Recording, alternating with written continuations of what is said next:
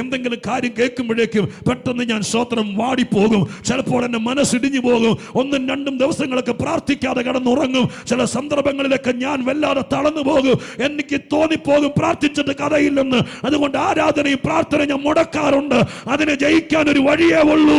സ്വർഗത്തിലെ ദൈവത്തിന്റെ ഇരട്ടി പങ്കിന്റെ ശക്തി ഇന്ന് പകൽക്കാലം നിന്റെ മേൽ പകരുമ്പോൾ, നിനക്ക് ദൈവം അത് തരുമ്പോൾ, നിന്റെ ബലഹീനതയെ കവച്ചു വെക്കുന്ന, നിന്റെ തോന്നലുകളെ ജയിക്കുന്ന